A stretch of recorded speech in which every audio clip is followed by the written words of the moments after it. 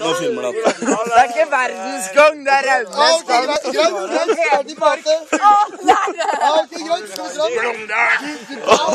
I dag kjøpte Flisa en haug med flis. Litt flisene litt. Kom igjen nå! Ja, og vi har kjørt Låta går til Madeleine.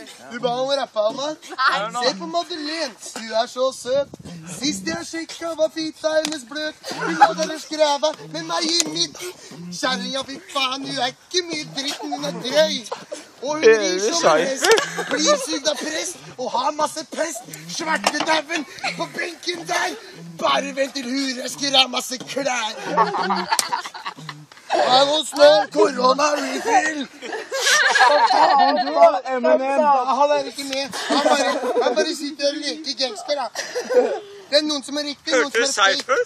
Hørte du Cypher? Det er ikke Cypher. Det er J.R. Se på Andreas, jo visst kan han le, men får jeg en tilbakestående sønn som heter Christer André.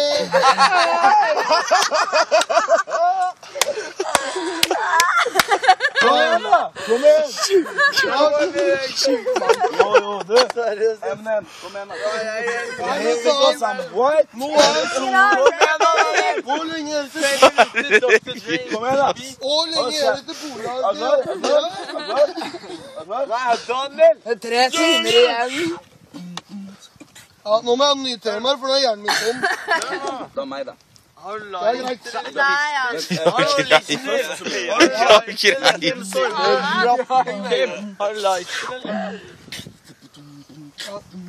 Vi er faen meg våken av nå. Se på rikdommen Olsen. Det er ikke noe som ringer med på Olsen, da. Marius kjører 240. Ligger med beinet utenfor på si. Lener seg bakover med hånda på rattet. Nei, det går ikke an å rappe om Olsen. Det er for dårlig. Ja, vet du, nå er jeg tom, liksom. Det er for full, ass. What the fuck? Kjør ned.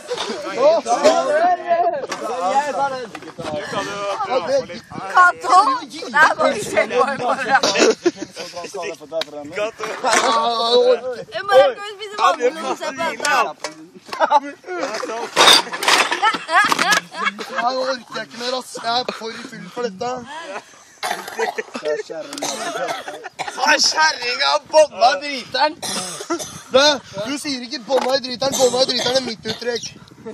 Det er så mye pass deg, så bånda i driteren.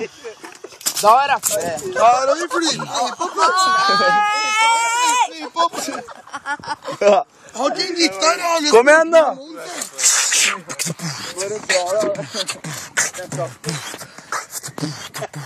Er det ingen som er med? Jeg er med, men jeg fikser det ikke. Du er så med! Det er hans jammer. Jeg lover deg. Jeg lover deg. Det minnet meg litt om Morten.